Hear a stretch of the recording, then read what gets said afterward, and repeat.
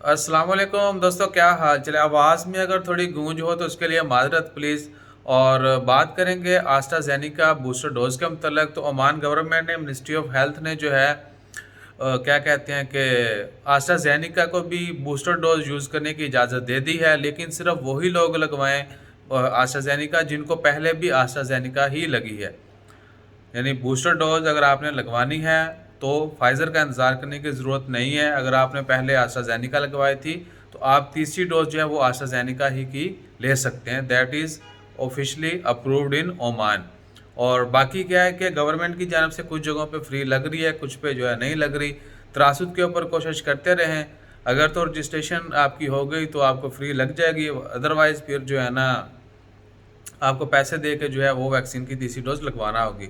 और दूसरा ये भी कि 18 साल से ज़्यादा उम्र के लोगों को लग रही है, और जिनको 3 महीने गुजर चुके हैं सेकंड डोज के बाद वो ही लगवा सकते हैं अभी यानी उनके लिए रिकमेंड की गई है।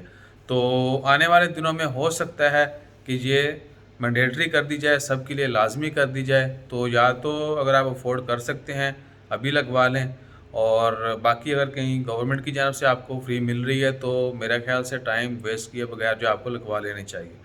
तो इंशाल्लाह खैर अल्लाह ताला आने वाला वक्त जो है सबके लिए आसान करे, और हम सबको आप सबको अपनी हिफ्ज़ ईमान में रखे, अपना ख्याल रखिएगा। कल जुमा है, टाइम पे जुमा की नमाज़ अदा कीजिएगा, और सूरत कहफ़ का विर्द करना मत भूलिएगा। जज़ाकल्लाह, अल्लाह हाफ़िज़।